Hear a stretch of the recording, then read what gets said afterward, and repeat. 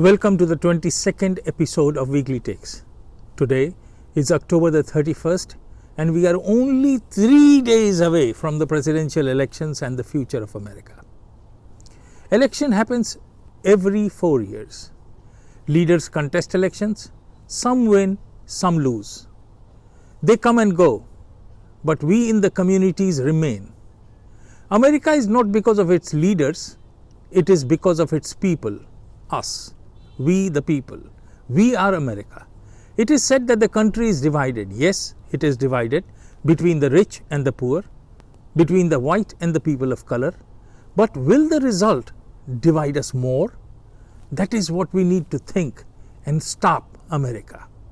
Past few days have not painted a rosy picture, but we need to paint it red, white and blue.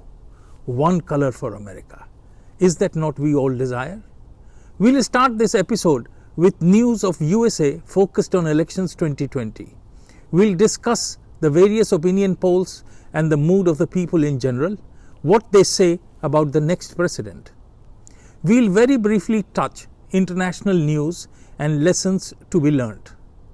We'll skip the section on some little known but unknown facts about New York City this time because of paucity of time and move over to news of India, wherein we'll have an update on Sushant Singh Rajput murder mystery.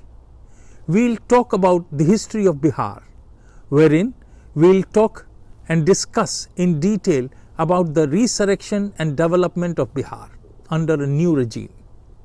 And last but not the least, we'll talk about the Congress party. Does the party really believe in eradication of poverty, emancipation of women, secularism, internal democracy and all such catchy phrases? Or is it just talk and no walk the talk? Before we begin, I must thank you all for liking your own program. More and more people are subscribing, and those of you who have not till now, press the subscribe button and also the bell icon to get informed about the next episode at the earliest. And a request, please do participate in the debate and write a comment and share your views. We'll include it in the next episode. Today, India celebrates National Unity Day to mark the birth anniversary of Sardar Vallabhbhai Patel, the first Home Minister of India, responsible for integrating India as we see it today. Namaste, Sat Sri Akal, Adab.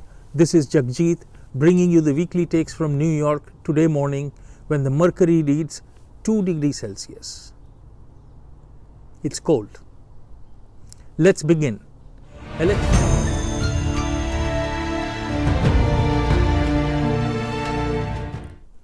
International news. It was horrifying to hear about the 2 recent terrorist incidents in France, one of which, as is very often the case, had its origin in Pakistan, the epicenter of all terrorist activities. The civilized world needs to act together and act with firmness to address this threat to our cherished democratic value systems. Indian Prime Minister was among the first to condemn the incident and stand with France in its fight for democracy and civility. In another news, Sean Connery, the first actor to essay the iconic character of James Bond, passed away at the age of 90. A sad day for a Bond lover like me.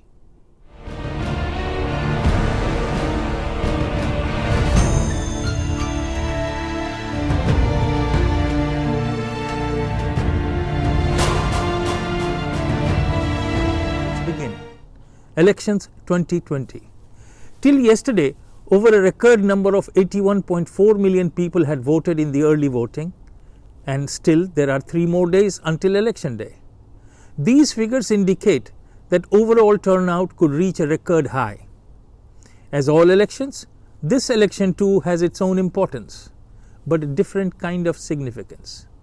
It is a combination of factors: the global pandemic, growing public concerns about the integrity of the candidates, the nature of the promises made and kept, have created widespread uncertainty caused by the censorship of social media, among other things, which makes it even more difficult to assess who will vote, who won't, and most importantly, for whom.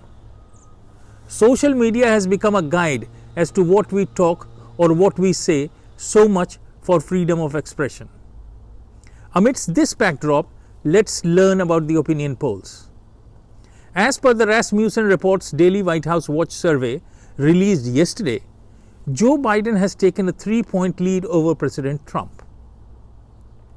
According to Guardian, Joe Biden is leading Donald Trump in the national polls, but it cautions us, saying that doesn't guarantee the Democratic candidate's victory.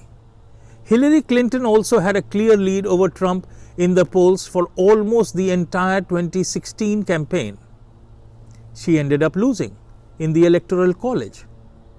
Also, the demographics have changed. For the first time, Latinos outnumber African Americans among eligible voters in the United States. And which side are they voting? That is the question. Rasmussen's most recent National Daily Black Likely Voter poll, which closed on October 29, showed 31% of likely black voters opting for Trump and Pence. If that poll is close to accurate, it is likely a game changer, both for this election and for the Republican Party itself.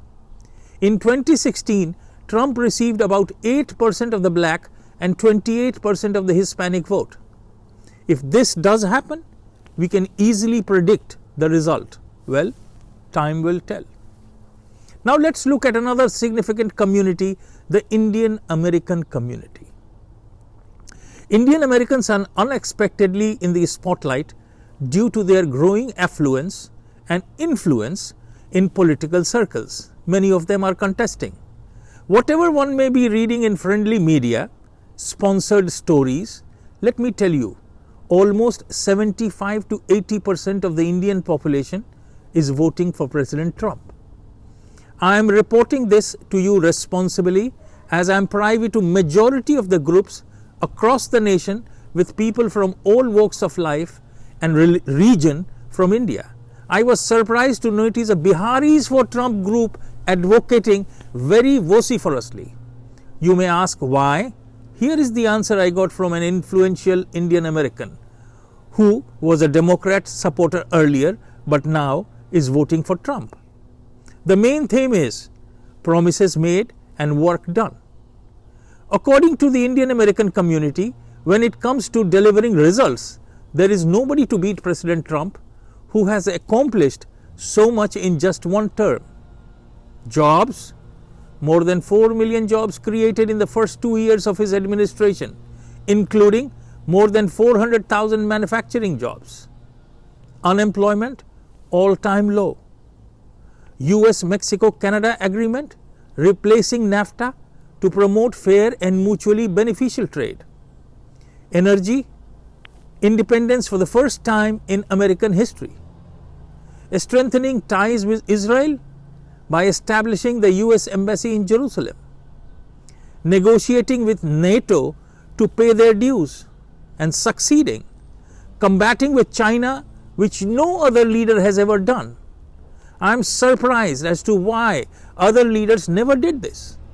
I am reminded of the situation from India, where roads along the border were not built till very recently, with the thinking that in case of a war, enemy would use those very roads to enter the country.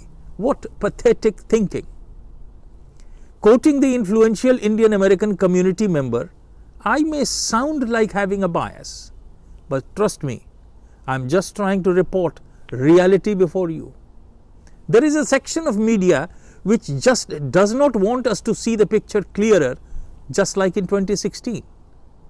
Just like the media which has blocked the story about Hunter Biden, and social media houses like Facebook and Twitter censoring news. What if they do not succeed? Why not let the people make a decision? The same people who elect the most powerful person on earth. After all, isn't it a democracy? And that is why I ask you, America, before casting your vote, you must ponder on these three factors. Number one, what is good for USA? Number two, what or who is good for your country back home? And number three, who is more supportive and understanding of your cultural ethos? Vote early, but vote wisely. Let's all pray to God to do the best for America, for God and country. Amen.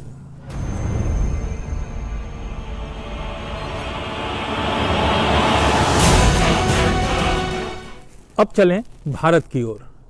पहले update Bihar के लाल सुशांत सिंह राजपूत हत्याकांड का।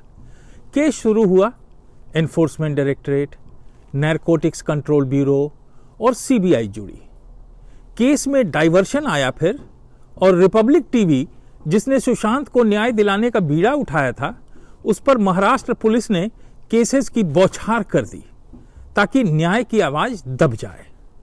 फिर इसी हफ्ते आया महाराष्ट्र के पूर्व मुख्यमंत्री का बयान कि सुशांत की हत्या हुई है, और मौकाए वारदात पर एक तत्कालीन मंत्री भी उस वक्त मौजूद था। This has given a new twist to the whole story. Let us wait and see what happens next.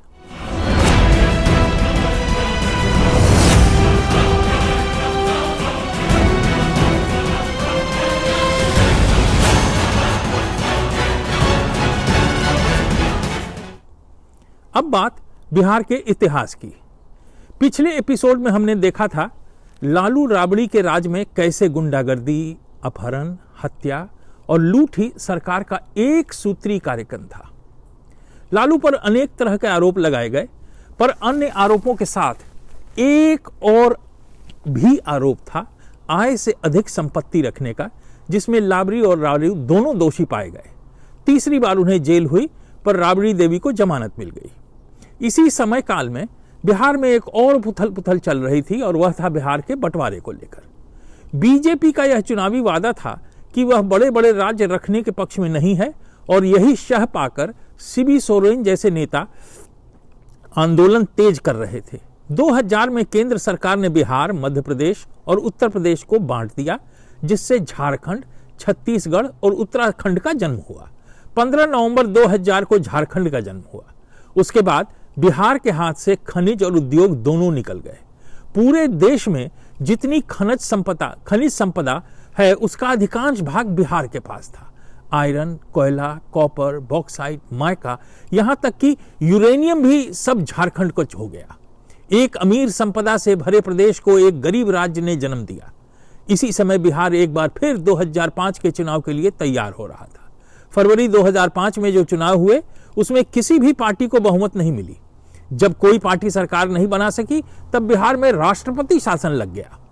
9 महीने के बाद जब शासन हटा और चुनाव हुए, तो नीतीश की अगुवाई में एनडीए सबसे आगे थी। लालू जी, जो बिहार को अपनी मिल्कियत समझते थे, वह उनके हाथों से निकल गई। नीतीश कुमार मुख्यमंत्री बने। इन्होंने इंजीनियरिंग की पढ़ाई की थी, पर उनकी रुचि राजनीति में रही। यह भी जयप्रकाश के विचारधारा के अन्यतम समर्थक थे और आदर्शवादी थे। जयप्रकाश आंदोलन से ही यह भी सक्रिय राजनीति में आए थे। विद्यार्थी जीवन में यह लालू के मित्र भी रह चुके थे, और मुख्यमंत्री बनने में भी यह लालू की सहायता कर चुके थे। नीतीश कुमार ने मुख्यमंत्री बनते ही सबसे पहले यह घोषणा की कि उन्हें किसी भी जाति विशेष के घेरे में न बांधा जाए। उनका संकल्प था विकास हर कीमत पर होना चाहिए। नीतीश कुमार के मुख्यमंत्री बनते ही बिहार की जनता में आशा की एक नई किरण ने फिर से जन्म लिया। सबसे पहले उन्होंने शासन की बद इंतजामी सुधारने का वादा किया। उन्होंने कहा कि आतंकी और बाहुबलियों को खत्म करने का काम होता रहेगा, उसके लिए विकास बाधित नहीं होना चाहिए। यह विकास सुशासन से ही संभव था, इसलिए लोग उन्हें सुशासन बाबू भी कहने लगे। मुख्यमंत्री बनते ही उन्होंने आला अधिकारियों की बैठक बुलाई और अपराधियों को संरक्षण न देने का निर्देश दिया। उनके पहले कार्यकाल में 75,000 दोषियों पर कार्रवाई की गई और उन्हें दोषी साबित किया गया। जेडीयू के अपराधियों पर भी कार्रवाई की गई और उन्हें सजा भी हुई। भागलपुर के दंगों के दोषी कामेश्वर यादव को सजा हुई। सिवान के बाहुबली शाहाबुद्दीन भी जेल गए। पप्पू यादव जेल गए। मुन्ना शुक्ला, आनंद मोहन और सूरजबान सिंह की नई पनाहगाह अब जेल थी। 2010 में अपराध के आंकड़ों में 67% की कमी आई। यह निर्विवाद रूप से कहना पड़ेगा कि विधि व्यवस्था उनके राज्य में सुधरने लगी। उनके शासनकाल की प्रमुख उपलब्धियों को अगर देखें तो नीतीश कुमार के शासनकाल में गरीबी दर घटा। 2004 में यह 54.5% था, वर्तमान में यह 33.4% है। कह सकते हैं कि 20% की कमी आई। बिहार में शहरीकरण जहां 2001 में 10.48% था, वहीं 2011 में यह 11.3% है। कहें तो यह बिहार में शहरीकरण की कम दरअसल सुशासन को ही कमी को कम और सुशासन को ही दर्शाता है। बिहार में जनता की मासिक आय 2005 में 717 रुपए थी, जो आज 1507 रुपया हो गया है। यह नीतीश कुमार के शासनकाल के प्रयासों के फलस्वरूप ही संभव हुआ है। इसी तरह देखा जाए तो लोग 811 रुपए अधिक खर्च कर रहे हैं। 2005 में प्रति व्यक्ति आय 8,773 रुपए था, वह 2010 में 47,501 हो गया। इन्होंने दो ऐसे कदम बढ़ाए जो बिहार के लिए एक प्रकार से क्रांतिकारी कहे जाएंगे। एक तो लड़कियों की शिक्षा और दूसरी शराबबंदी। ये दो कदम आने वाली पीढ़ियों को भी लाभ पहुंचाएंगे और आज की पीढ़ी को भी। उनके शासनकाल में लड़कियों को समय पर स्कूल पहुंचने के लिए साइकिलों का वितरण सरकार की तरफ से किया गया, मुफ्त।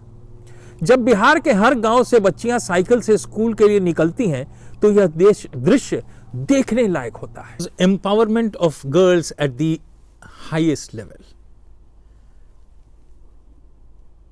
यह विकास की जीती जागती तस्वीर पेश करता था। शराबबंदी से भले ही राजस्व का नुकसान हुआ हो, पर इससे सामाजिक आर्थिक दोनों स्थितियों में सुधार आया है। शराबखोरी का सीधा संबंध बलात्कार और अपराध से जुड़ा होता है। इन दिनों इसके विपक्ष में यह सुनाई देने लगा है कि इससे शराब तस्करी बढ़ी है, पर इस पर काबू पाना मुश्किल नहीं है। इन्हीं के शासन काल में प्रत्येक निकाय और ग्राम पंचायतों में महिलाओं की 33% भागीदारी सुनिश्चित की गई। यहां तक कि नवादा जैसे नक्सली इलाके में भी महिलाएं ग्राम सभा और ग्राम प्रधानों का जिम्मा संभाल रही थीं, क्योंकि इसी समय नवादा की ग्राम सेविका निर्मला देवी को सर्वश्रेष्ठ ग्राम सेविका का राष्ट्रपति पुरस्कार मिला था। बिहार की तुलना अगर मध्य प्रदेश, उड़ीसा और उत्तर प्रदेश से करें तो निश्चय ही इसके आगे बढ़ने का सूचकांक मिलता है। नेशनल क्राइम ब्यूरो ने भी जो अपराध के आंकड़े पेश किए हैं वह बिहार में घटते हुए दिखते हैं। इस तरह नीतीश कुमार का प्रारंभिक दौर और मध्यकाल शासनकाल संतोषजनक कहा जा सकता है। उनकी नीयत की सफाई और काम करने की मंशा दिखती है, पर दूसरे शासनकाल तक आते आते यह छवि थोड़ी बिगड़ने लगी। उनकी अपनी पार्टी अंतर्कलह और विरोधों के घेरे में घिरती चली गई। कहा जाता है कि नीतीश को भी बहुमत में होने और अपने चरित्रवान होने का अहंकार बढ़ता गया। बार बार पार्टी बचाने के लिए उन्हें विरोधियों का सहारा लेना पड़ा, जिससे लोग उन्हें पलटू बाबू भी कहने लगे। लालू के कार्यकाल के दबंगों ने फिर से अपना आपराधिक स्वभाव दिखाना शुरू कर दिया, क्योंकि इन्होंने अपनी पार्टी में उन्हें जगह दी। लेकिन जल्द ही उन सबों पर नीतीश की सरकार ने काबू पाया। राजधानी पटना 4 लेन सड़क से हर जिले से जुड़ चुकी थी। हर गांव तक पक्की सड़क पहुंच चुकी थी। हर घर में शौचालय का सफल क्रियान्वयन हो चुका है। आज बिहार के लोग नीतीश की तुलना नीतीश से ही कर रहे हैं और नीतीश को अब जनता के बीच में जाने और विश्वास दिलाने की बात यह है कि आगे क्या होगा, क्योंकि आखिर विकास ने जो रफ्तार पकड़ी है वो आगे कितनी दूर तक जाएगी। इस बार का चुनाव नीतीश कुमार की अग्नि परीक्षा है। बिहार के इतिहास से बस इतना ही। अगले एपिसोड में हम चर्चा करेंगे एक उगते हुए उदयमान बिहार का, जिसका नेतृत्व नीतीश कुमार कर रहे हैं। क्या बिहार की जनता उन्हें फिर मौका देगी? क्या बिहार में वो बदलाव आया जिसकी जनता को उपेक्षा थी? क्या बिहार में विकास हुआ? इन सब बातों पर चर्चा करेंगे अगले एपिसोड में।